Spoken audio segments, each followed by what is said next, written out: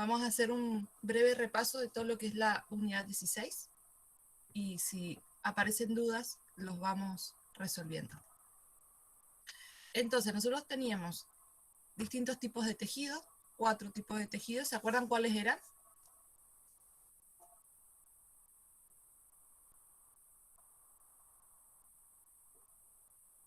Tejido epitelial, conectivo, ¿sí?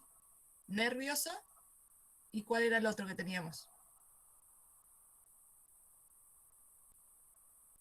Tejido muscular. Muy bien, Lu. Entonces nosotros lo que vamos a hacer ahora, nos vamos a enfocar puntualmente en el tejido nervioso. Y dentro del tejido nervioso estaba formado por neuronas. Las neuronas son una célula, ¿sí? Que van a tener una función elemental dentro del sistema nervioso y se considera a las neuronas como una unidad funcional y estructural del sistema nervioso. Funcional porque cumple las funciones puntuales del sistema nervioso y estructural porque es parte de la estructura del sistema nervioso. Entonces, yo acá tengo puesto el chat, así que si les es más fácil ir escribiendo, en vez de prender el micrófono, yo los voy leyendo. Acá tenemos una neurona, ¿sí? Estas cositas celestitas, ¿qué serían? ¿Recuerdan qué sería? ¿Cómo las llamamos? La mielina. Perfecto, de mielina. ¿Y se acuerdan qué función tenían las vainas de mielina? Agilizar la información que llegaba a la neurona. Perfecto, agilizar el impulso nervioso. Muy bien. Sí, eso nos daba velocidad en la respuesta o en la generación de las respuestas. Perfecto. Después, la neurona tiene 3 partes fundamentales, donde se encuentra el núcleo, lo vamos a denominar soma o cuerpo neuronal. Después tenemos extremos, que están próximos al núcleo, y dendritas, que es por donde va a ingresar el impulso nervioso.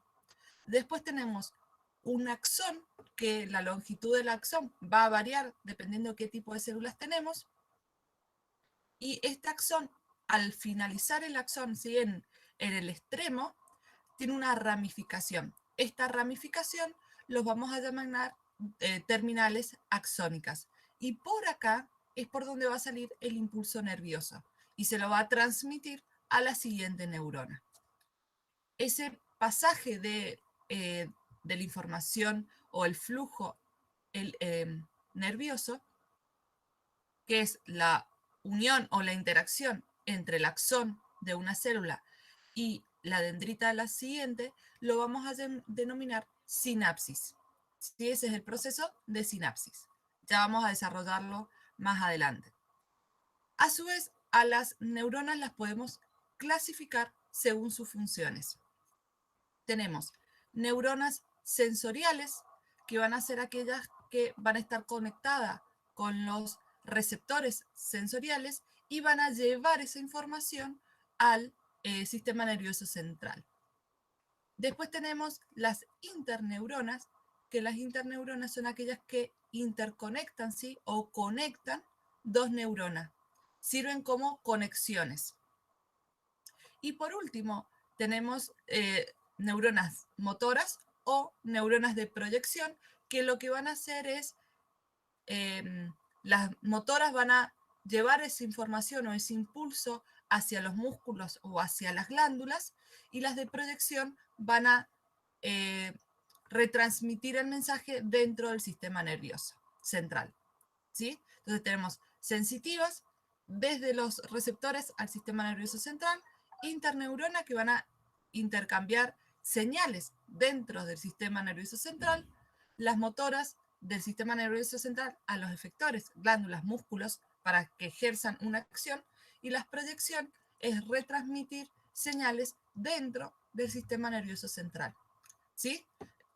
Una cosa importante es que las interneuronas y las de proyección, ¿sí? Estas dos están siempre en el sistema nervioso central, no salen del sistema nervioso central. Las sensitivas van a llevar información desde afuera del sistema nervioso central al sistema nervioso central. Y las motoras van a ser inversas, desde el sistema nervioso central a los efectores. Algunos de estos efectores pueden estar dentro del sistema nervioso central y otros efectores van a estar fuera del sistema nervioso central. ¿Dudas hasta acá?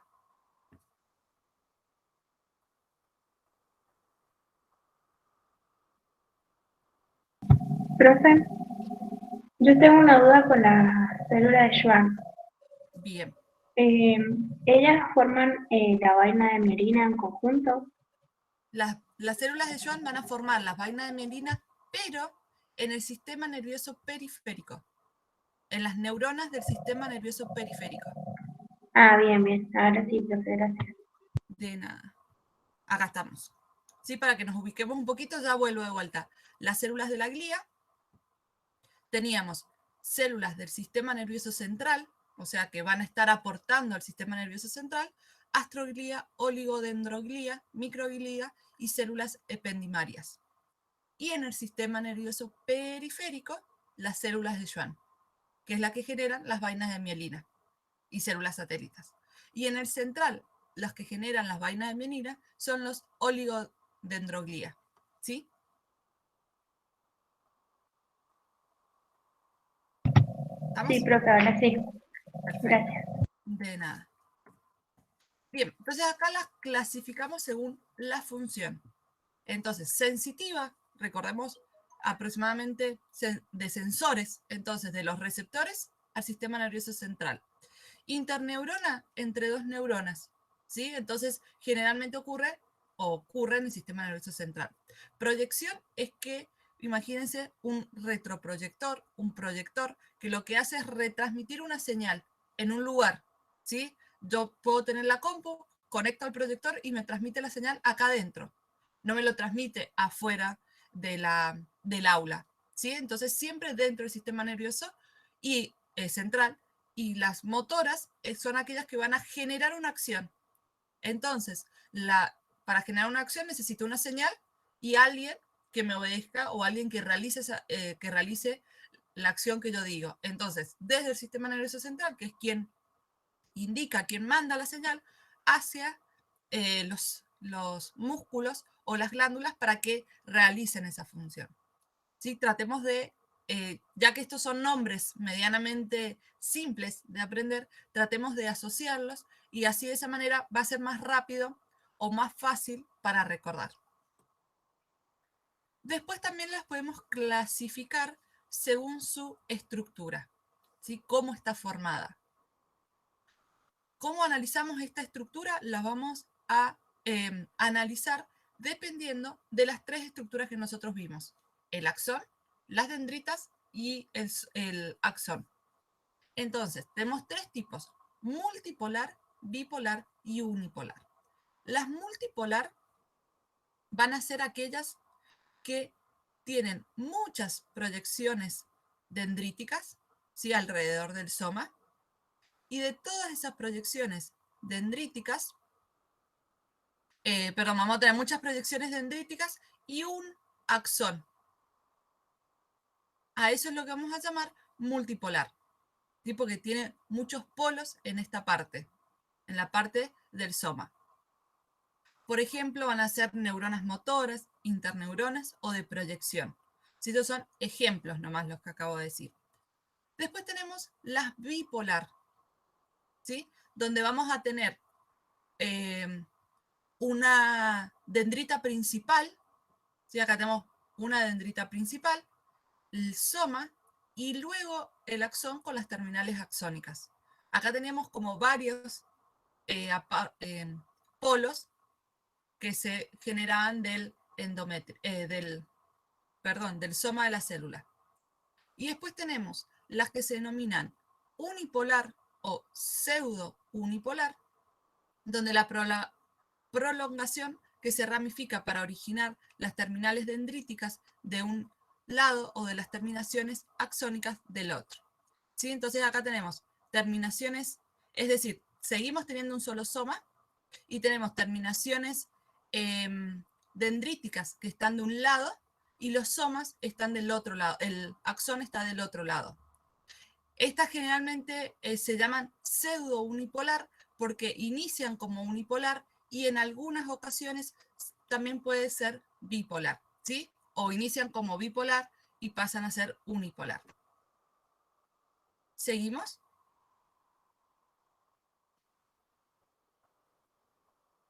Sí, profe. Bien. A su vez, como dijimos que las neuronas van a estar tanto en el sistema nervioso central como en el sistema nervioso periférico, los vamos a denominar de maneras diferentes. Si yo tengo cuerpos neuronales dentro del sistema nervioso periférico, lo vamos a llamar ganglios. ¿Sí? Entonces, los cuerpos neuronales, es decir, las cabecitas, ¿sí? Si yo tengo este conjunto en el sistema nervioso periférico, los vamos a llamar ganglios. Si los tengo en el sistema nervioso central, los llamamos núcleo. Y las agrupaciones de axones en el sistema nervioso periférico los vamos a llamar nervios, y en el sistema nervioso central los vamos a llamar tractos, haces, vías o fascículos. ¿Sí? Son distintos tipos de organización y dependiendo si están en el central o en el periférico, tienen un nombre u otro nombre. ¿Sí? Pero van a tener las mismas funciones. En realidad va a depender del tipo de neurona y a eso va a depender el tipo de función. Bien. La transmisión de información ya lo vamos a ver más adelante en detalle, pero teníamos dos. Química, que es a través de receptores químicos o transmisores químicos. ¿Se acuerdan cómo se llamaban las señales químicas?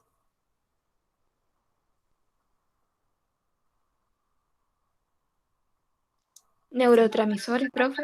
¿Cómo?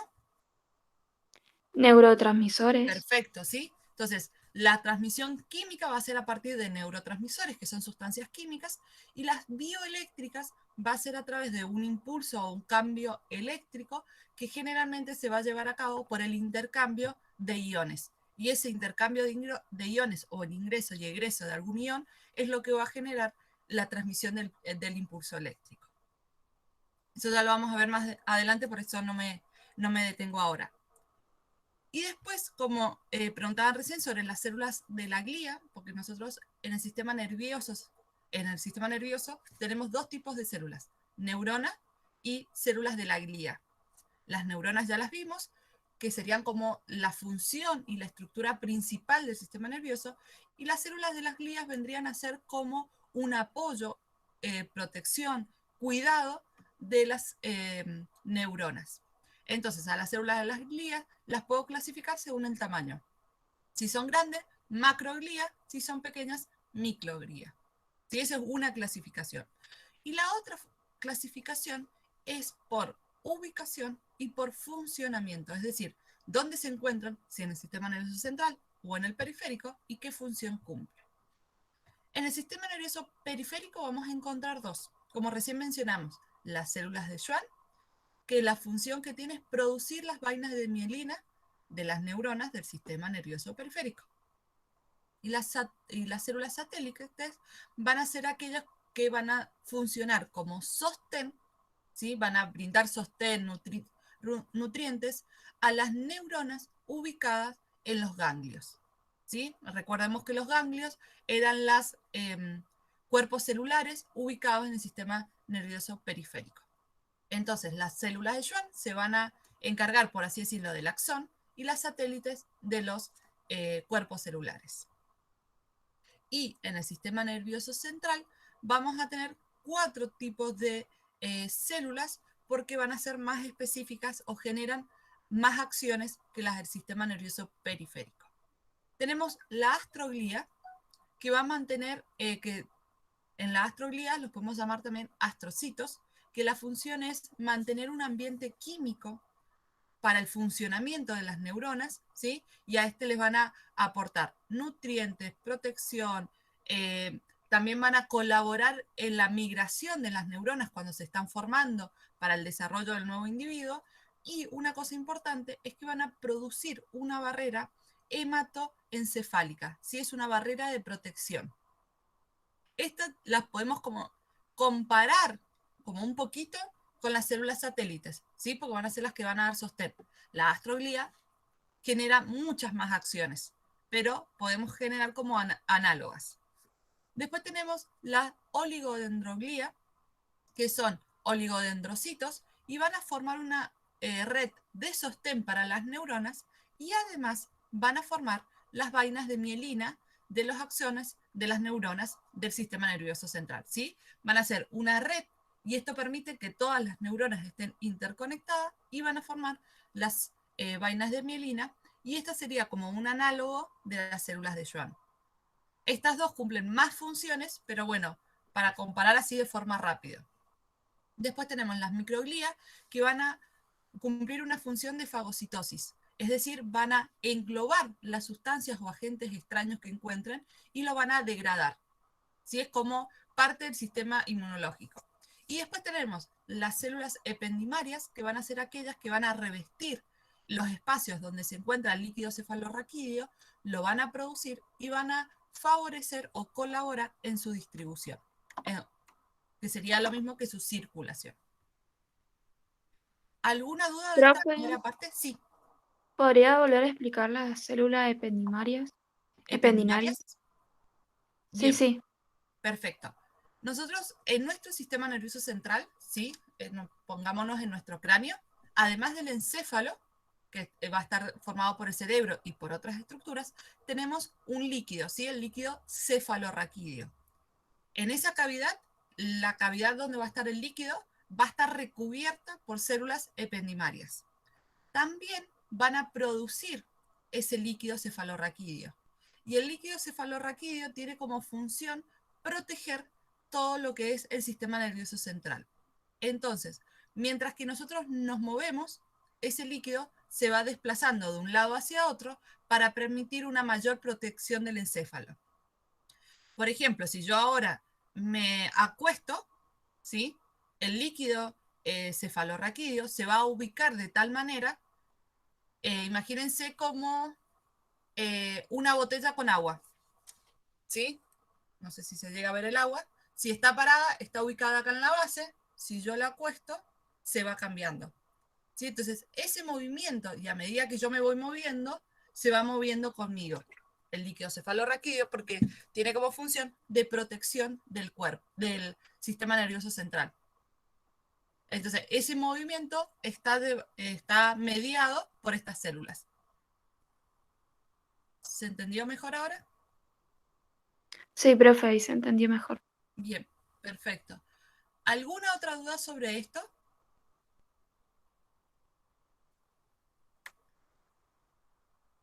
Bien, entonces seguimos con lo Profe, siguiente. Sí, ¿puede explicar las astroglías de nuevo?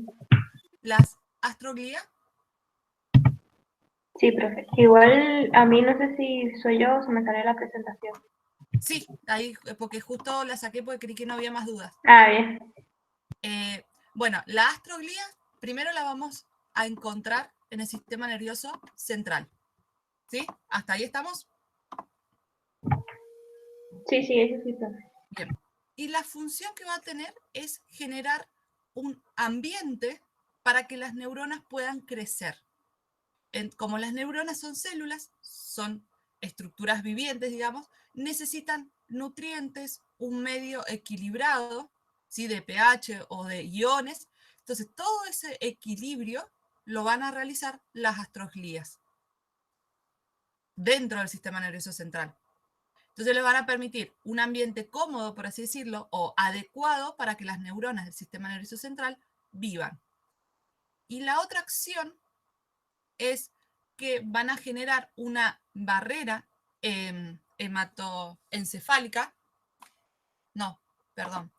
Es una barrera, sí, hematoencefálica, ¿estaba bien? Que lo que va a hacer es una protección a todas esas neuronas. Es como la piel, ¿sí? Que es una barrera que no permite que ingrese sustancias o agentes patógenos. Las astroglías van a generar esa barrera que van a proteger a las células, a las neuronas puntualmente, y va a evitar o se intenta evitar el ingreso de algún patógeno o algo que pueda dañar a las neuronas. ¿Quedó mejor? Sí, profe, ahora sí. ¿Sí? Eso es ¿Segura? lo último, no me había quedado claro. Ah, bien, lo de la barrera. Ajá, sí, pero ahora sí. Bien, Muchas gracias. no de nada. ¿Alguna otra consulta? Bien, entonces vamos a la segunda presentación.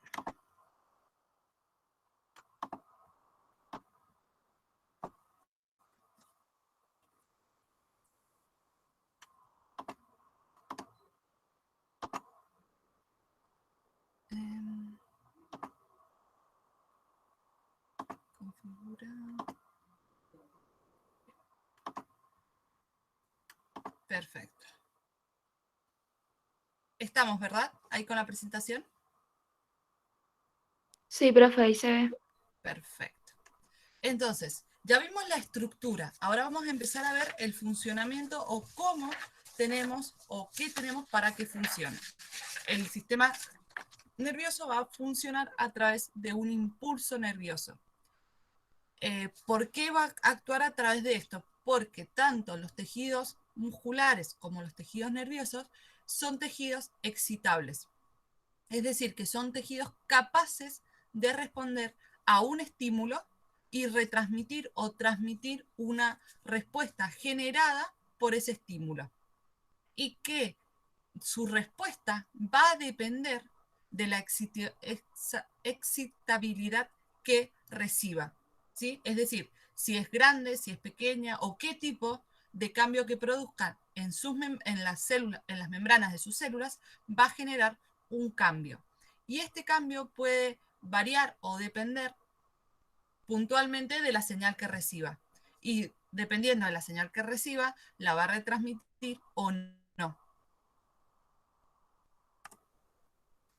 Entonces acá empezamos a generar algunos términos para poder trabajar luego. Tenemos algo que llamamos el potencial eléctrico, que el potencial eléctrico es la capacidad de una carga de desplazarse de un lugar hacia otro para realizar un trabajo eléctrico. Por ejemplo, un ión. ¿Sí? Un ión pasa de un lado de la membrana hacia otro lado de la membrana y siempre y cuando esté pasando en las concentraciones adecuadas, puede generar un cambio o una fuerza, ¿sí? Un campo eléctrico.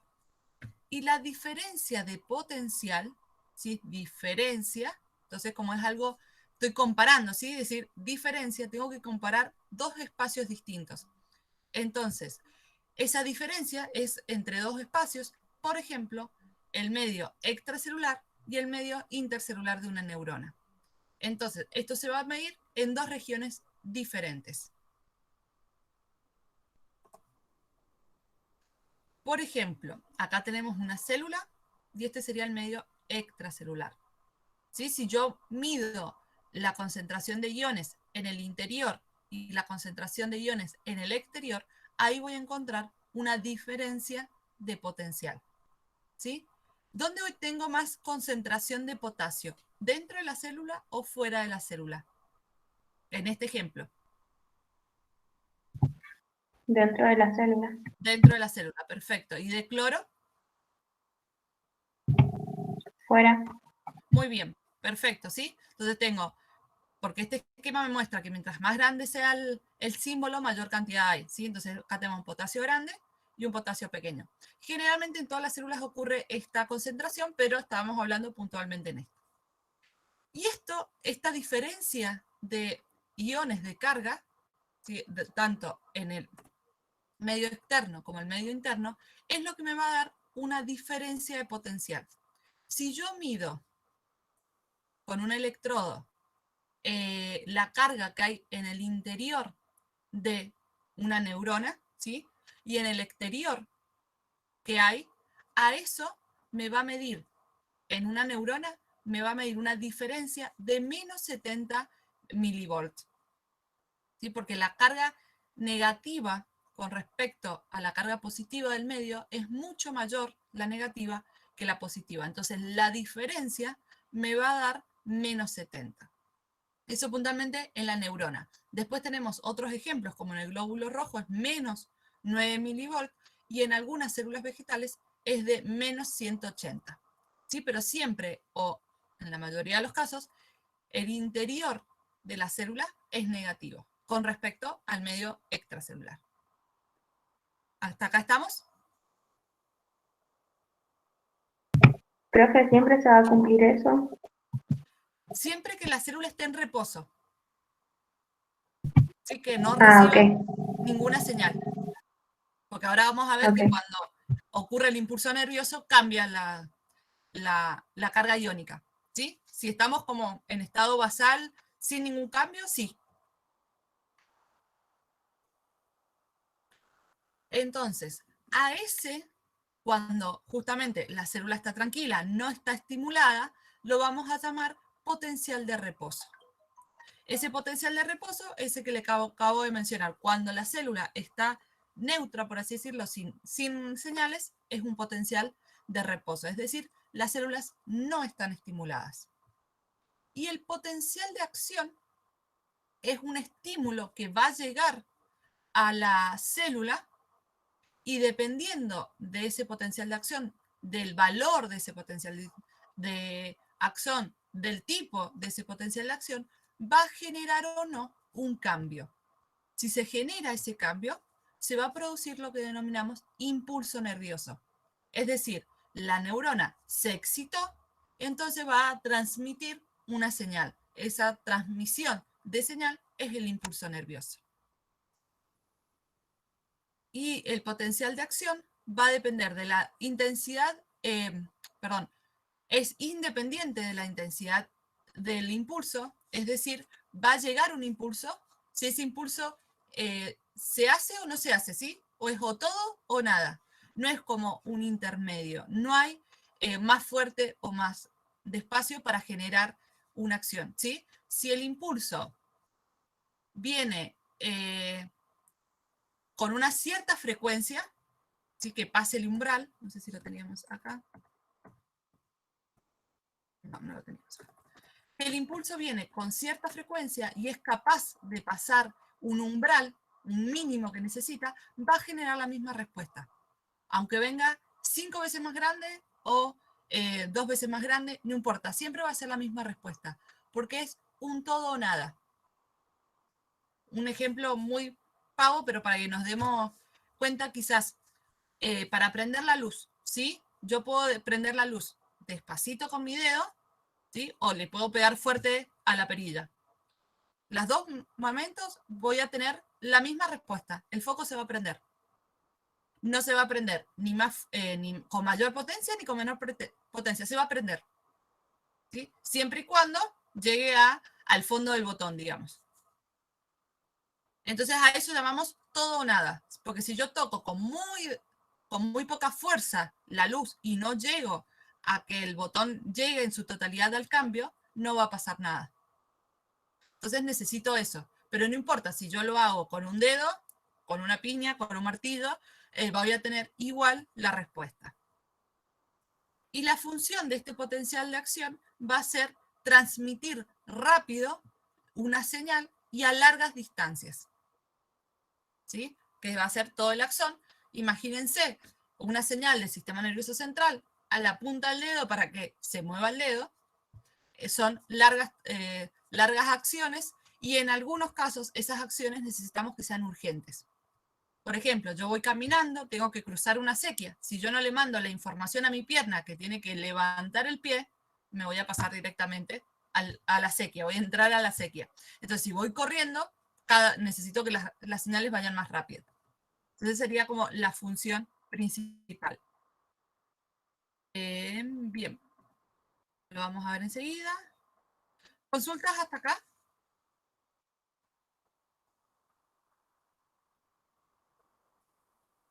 Seguimos entonces.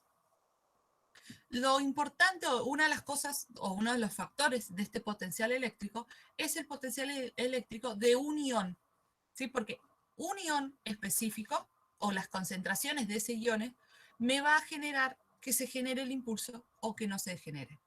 Entonces, el potencial electrónico de un ion va a depender del tipo de carga, es decir, si es positivo o negativo, la concentración iónica a ambos lados de la membrana. ¿Sí? No es lo mismo el potasio, ¿sí? Que es positivo, con el sodio. Los dos son positivos, sí, tienen la misma acción o la misma carga, pero la concentración de ambos dentro y fuera de la membrana son diferentes. Entonces, cada uno va a tener un potencial de acción. Y el tercer acción o tercer característica que va a alterar este potencial de acción es la temperatura. ¿Por qué? Porque la temperatura me va a permitir o altera la membrana celular y va a permitir que se abran algunos canales o se cierren otros canales. Por eso es importante la temperatura.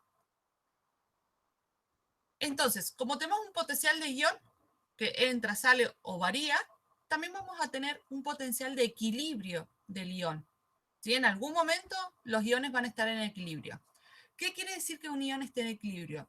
No quiere decir que no intercambie la membrana, ¿sí? Que no hay un pasaje de membrana entre el interior y el exterior, sino que quiere decir que el flujo neto, es decir, la totalidad en un lapso de tiempo de los iones que ingresan y los iones que salen de ese mismo ion, sea cero.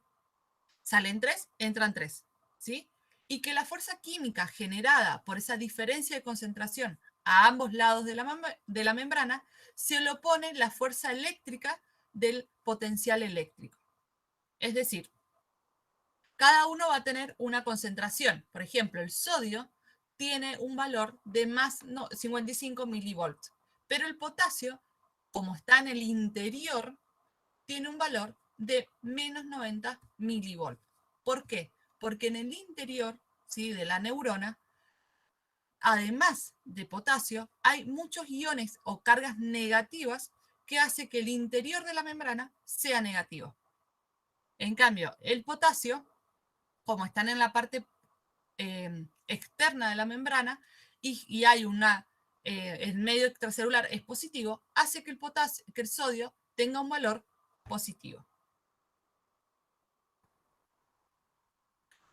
Bueno, la diferencia de potencial, ya la mencionamos, es la diferencia que hay entre dos lugares, puntualmente en esta unidad, dentro de la neurona intracelular y extracelular, que sería fuera de la neurona. Y el potencial de reposo, ¿hasta acá estamos?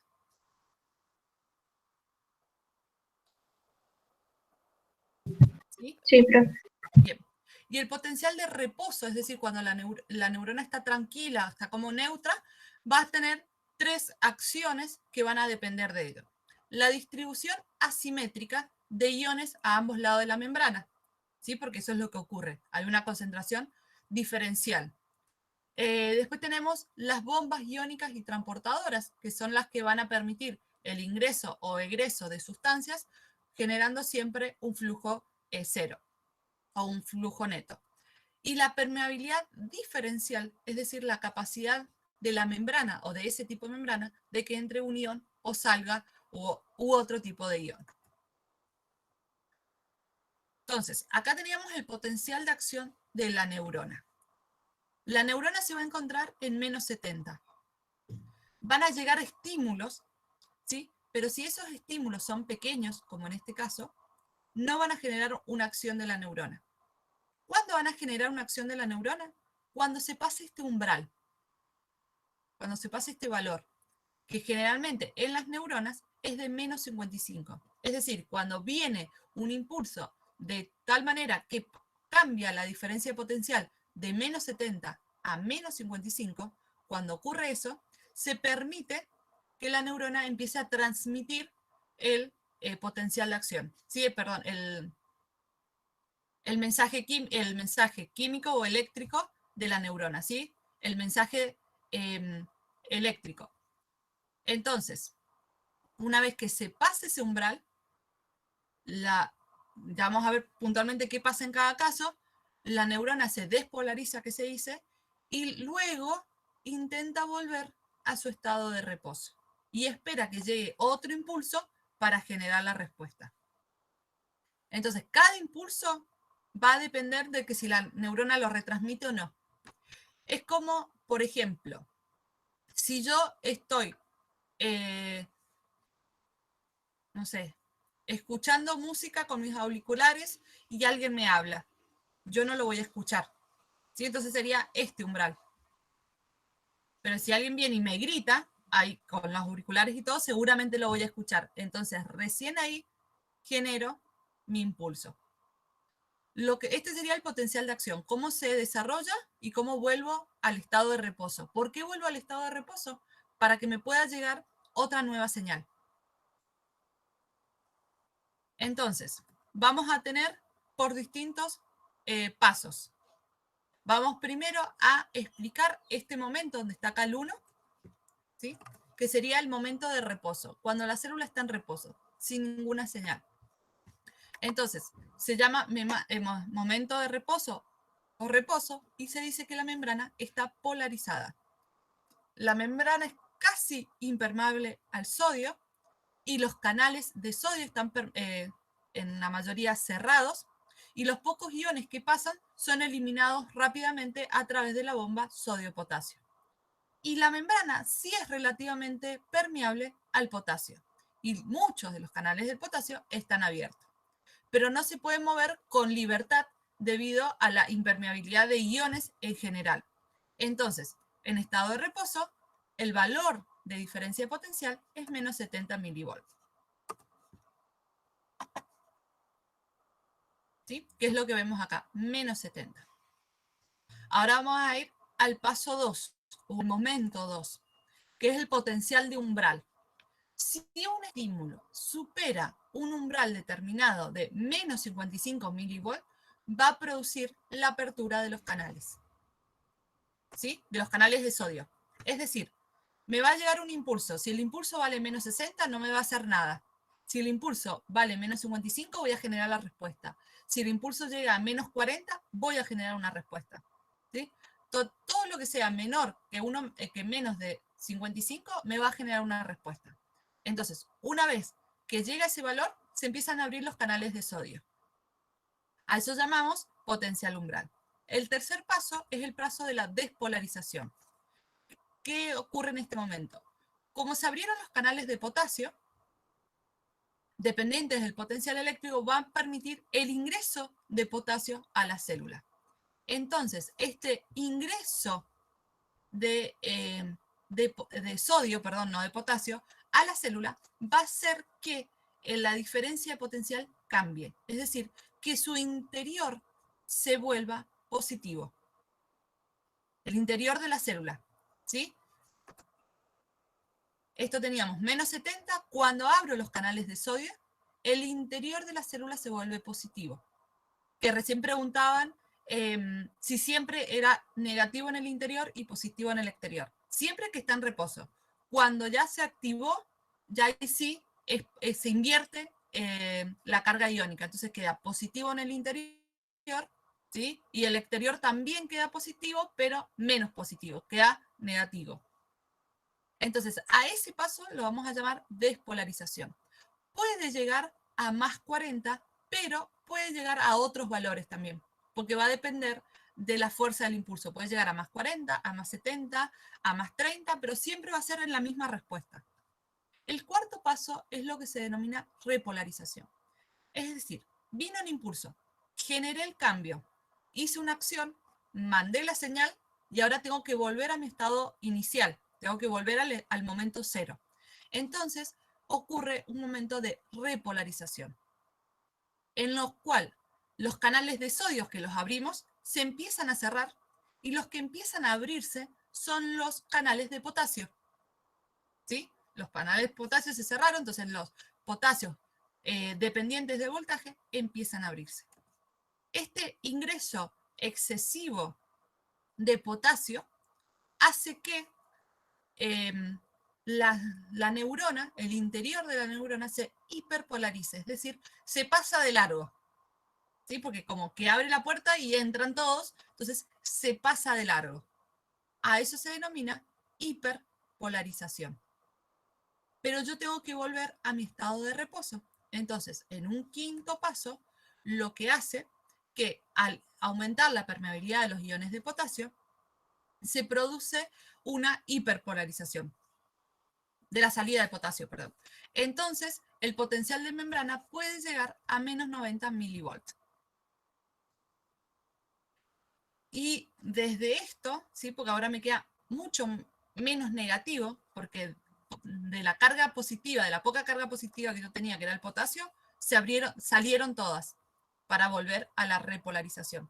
Entonces, como último paso, al disminuir la concentración de potasio en el interior de la neurona, lo que se hace es cerrar los canales de potasio y se empiezan a abrir la bomba de sodio y potasio, y esto, como está controlada, puedo empezar a regular de a poquito para volver al estado de reposo.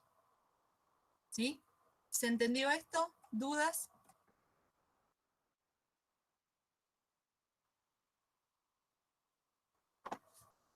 ¿Seguimos? Sí, profe. Sí, bien. Acá aparecen lo que llamamos vainas de mielina, ¿sí? Esto es un axón. En esta parte estaría el cuerpo celular. ¿Por qué me doy cuenta? Porque veo la propagación del impulso. Y acá al final estarían las terminaciones axónicas. Acá vemos las vainas de mielina y la parte del axón que no está recubierto con mielina se denominan nodos de Rambier. Y en estos nodos de Rambier es donde va a ocurrir la despolarización y polarización de la neurona. ¿Sí? Todo lo que vimos recién, todo este paso, va a ocurrir en este segmento. Entonces, ¿qué es lo que hace la vaina mielina o por qué acelera la velocidad? Porque se dice que propaga el impulso nervioso a través de saltos. Entonces, en vez de que el impulso nervioso, abriendo, cerrando las membranas, pase a lo largo de todo el axón, lo que hace es saltar. Entonces, al saltar va a ir más rápido. ¿Sí? Imagínense ustedes, si vamos caminando o si voy saltando, voy a llegar más rápido. Entonces, por eso hace que las vainas de mielina aumenten la velocidad. Bien. ¿Dudas con esto?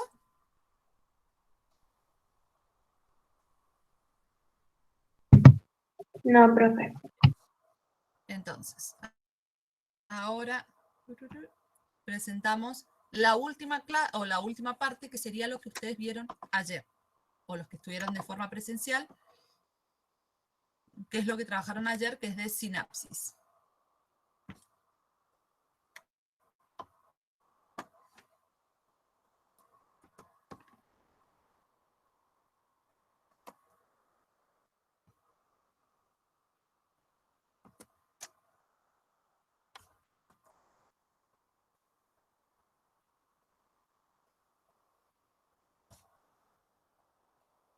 Bien, ¿recuerdan qué era la sinapsis? ¿O dónde ocurría o entre qué ocurría?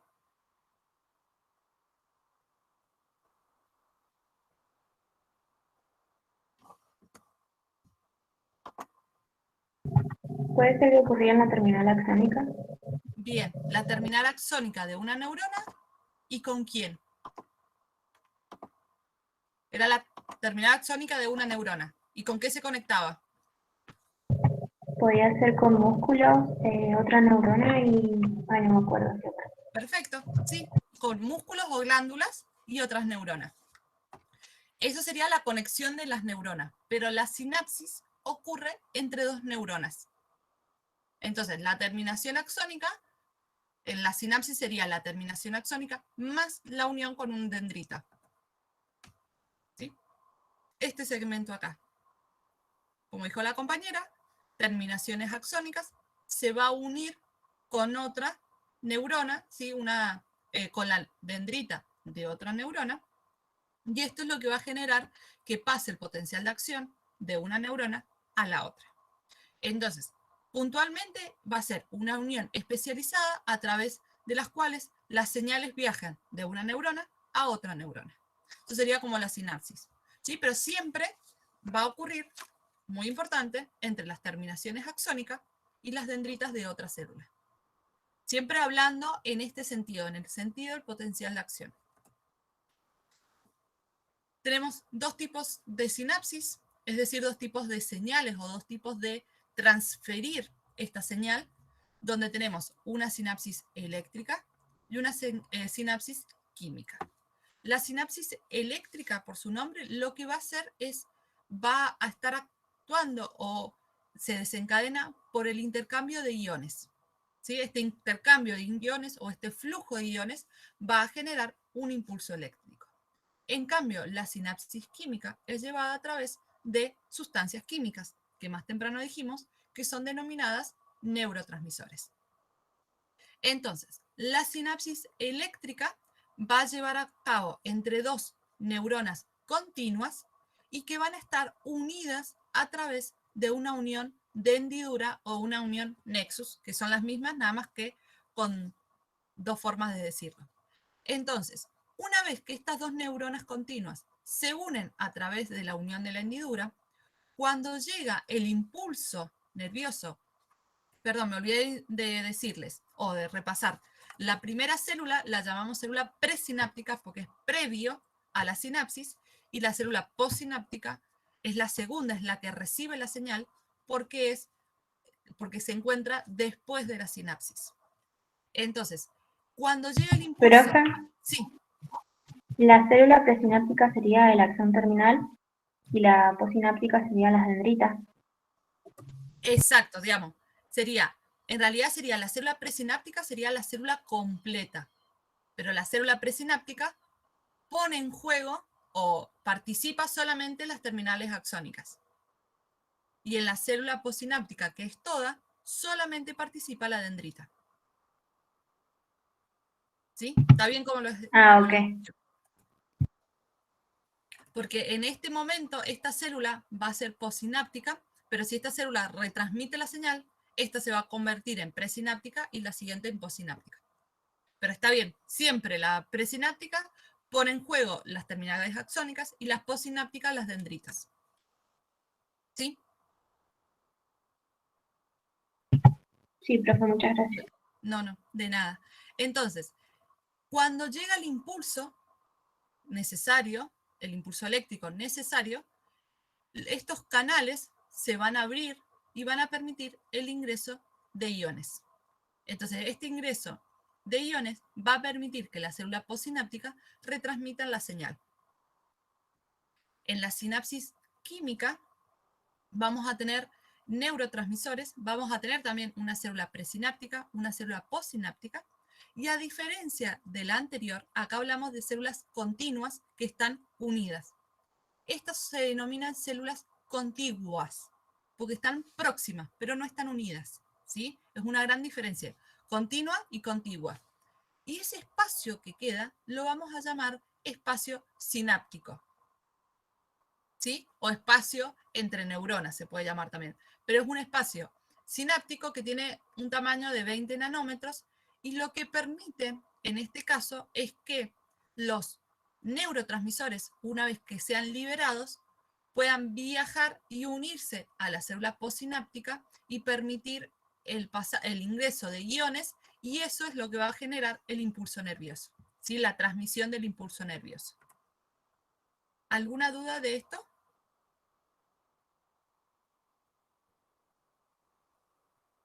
Principalmente los que ayer no pudieron ir a la clase.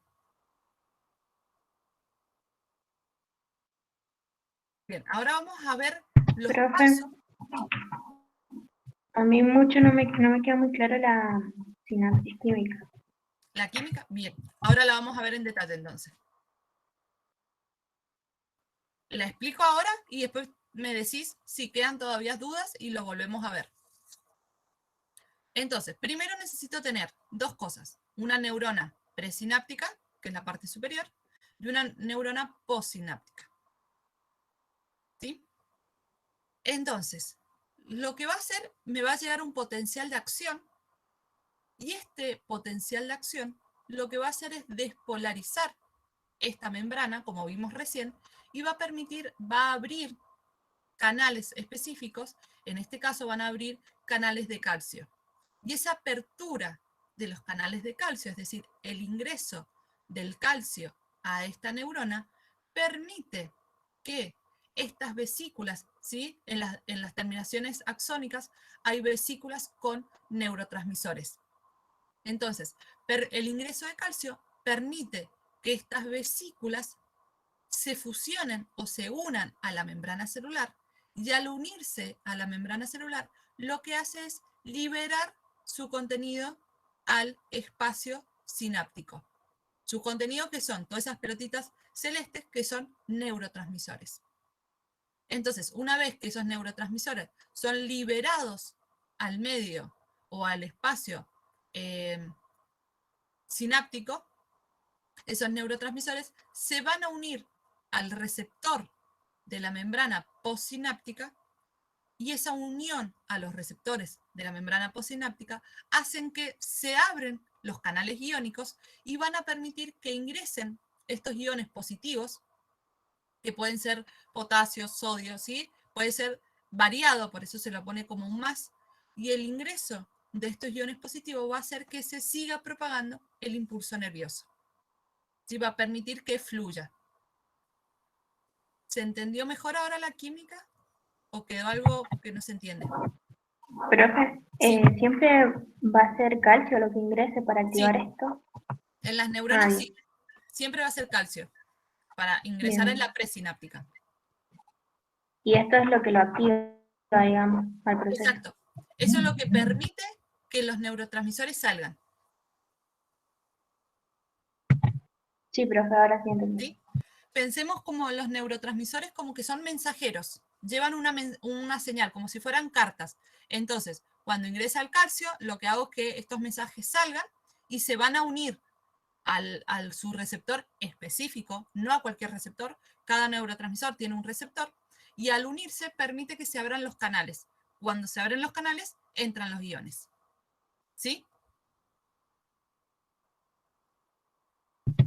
Sí, ¿Vamos? profe, ahora sí, muchas Y gracias. eso, perfecto, es lo que va a generar la despolarización de la membrana, y la despolarización de la membrana generaba todo el ciclo que vimos recién. Acá ustedes vieron ayer que en sus cuadernillos tienen ejemplos de neurotransmisores, qué características tienen y la importancia o función que tiene cada uno de los neurotransmisores. Bien, les hago una pregunta. Nosotros teníamos clase hasta las 9:30. Nos falta muy poquito. ¿Prefieren que continuemos un poquito y después tienen el recreo? ¿O cortemos, volvemos? Porque queda muy poquito para terminar el repaso. ¿Les parece que sigamos? Sí, profe. Profe, ¿podemos ver sobre la sinapsis ionotrópica? Sí. Dale. Ahora vamos a ver. La ianotrópica me preguntaste, ¿verdad? Sí. Bien. Bueno, los neurotransmisores van a tener dos mecanismos para generar su efecto. Un mecanismo que tiene, estamos hablando de sinapsis química, ¿sí? Uno de los que tenemos es la sinapsis ianotrópica. La sinapsis ianotrópica quiere decir que son aquellos cuando los neurotransmisores se van a unir a un receptor, y ese receptor va a ser una proteína de membrana y va a permitir que se abra el canal. ¿Sí? ¿Qué tenemos acá en esta imagen? Este es el interior de la neurona. Esta es la membrana celular de la neurona postsináptica. ¿Sí? Imaginemos que esto es postsináptica. Y esto que está acá sería el medio, o el espacio sináptico, perdón. ¿Sí? Una vez que el neurotransmisor se libera, ese neurotransmisor se va a unir a esta proteína de membrana. Y al unirse a este receptor, ¿sí? Sería un receptor, en este caso es una proteína de membrana, cuando se une a este receptor, se abre la puerta, ¿sí? Se abre el canal. Y al abrir el canal, se permite el ingreso de iones. ¿Sí? Sí. Sí. Es directo. Se une y se abre. Cuando ya sea necesario o cuando ya se ha generado la cantidad necesaria, lo que va a hacer, los neurotransmisores se van a liberar y se va a volver a cerrar el canal. ¿Quedó claro ahora? Sí, profe. Bien. Y el otro mecanismo que tenemos es la sinapsis metabotrópica. ¿En qué consiste? Seguimos trabajando con neurotransmisores, pero ahora no es de forma directa, sino que necesitamos un intermediario. Por ejemplo, para que nos hagamos una idea con la vida cotidiana, este tipo, sinapsis anatrópica, es como si yo quiero entrar a un lugar y yo tengo la llave. Entro directamente con la llave. Este tipo es como si yo voy a un lugar, no tengo la llave, tengo que tocar el timbre, hablar con el portero y el portero recién ahí me abre. Tiene todo como un segundo mensaje. En cambio, la iónica es directa. Entonces, volvemos a la misma imagen. El interior de la neurona postsináptica, el medio sináptico, el espacio sináptico, membrana celular. Se liberan los neurotransmisores, pero los neurotransmisores no se van a adherir a la proteína de membrana, porque su receptor está en otra proteína. Sí, está en una enzima, perdón. ¿Lo ven que está ahí? Unidito. Entonces, cuando se une a esa enzima, la enzima va a generar o desencadenar una respuesta con distintas estructuras en el interior de la célula y va a generar un segundo mensaje para informar que el canal se abra. Cuando ingresa la cantidad necesaria de iones, el neurotransmisor se va a liberar de la enzima y el canal se va a volver a cerrar. ¿Sí? Sí, profe, gracias. Perfecto. ¿Se entendió la diferencia de las dos? Una es directamente a la proteína de membrana y el otro es a una enzima que envía un segundo mensajero. Sí, ahora sí. Gracias. Esta es más directa, esta es como más indirecta. Perfecto. ¿Dudas de esto? Seguimos entonces. ¿Qué nos queda? Bien. Entonces, las neuronas no van a recibir una sola señal, sino que van a recibir de muchas señales. Por ejemplo, en el sistema nervioso central van a recibir entre 10 a 15.000 señales de otras neuronas cada neurona. Entonces, esta unión o este mensaje es muy puntual para sus receptores. Es decir, si en la sinapsis química, por ejemplo, yo tengo una especie de neurotransmisor y acá tengo otro receptor, no se va a unir. Los neurotransmisores con los receptores son muy específicos. Si no es el mismo, no se une. Entonces, si yo acá tengo un receptor para cuadraditos, ¿sí? Para hacerlo así simple, y yo tengo círculos, no los voy a poder unir. No, le puedo dar 100.000 neurotransmisores, pero no voy a generar una respuesta, no va un estímulo, nada, porque no los reconoce. Es como si viene alguien y me habla en alemán. Me puede estar diciendo cosas hermosas o me puede estar odiando y no lo voy a entender. Y tampoco va a generar una respuesta en mí, porque no puedo hacer. No es lo mismo que me digan, que vengan en español y me digan, ¿me prendés la luz? Porque lo voy a ir a hacer. ¿Sí? Entonces, eso también es muy importante, que la sinapsis química o los neurotransmisores son muy específicos. Y a su vez, tenemos acciones que activan o acciones que inhiben. A esa activación la vamos a llamar excitación. ¿Sí? ¿Se acuerdan que al principio hablábamos que el tejido muscular y el nervioso tenían la capacidad de ser tejidos excitables? Es decir, que les lleva una señal y accionan. Por lo tanto, los vamos a dividir en dos grandes grupos. Potencial excitación postsináptico, ¿sí? Porque va a ocurrir en la neurona postsináptica, o un potencial inhibidor postsináptico. El excitador va a ser si el efecto o la señal va a generar que ingrese cationes. Cuando ingresa cationes, se va a producir la despolarización de la membrana, ¿sí? Entonces se va a producir esta acción. Y va a generar que la célula genere una respuesta. Pero si ese potencial o esa señal es débil, no va a generar respuesta, como vimos recién. Tiene que ser relativamente poderoso, tiene que pasar el umbral de menos 55 para poder activarlas. Y el potencial inhibidor, es decir, el que para la acción, el que vuelve al momento cero, es lo que se va a producir si el efecto es el ingreso de aniones, como por ejemplo el cloro. ¿Sí? Si lo que hace es el ingreso de cloro, me va a generar una hiperpolarización. Me va a volver como al estado basal. ¿Alguna duda de esto? ¿O algo de la unidad 16? Yo no, profe. Bien. Entonces,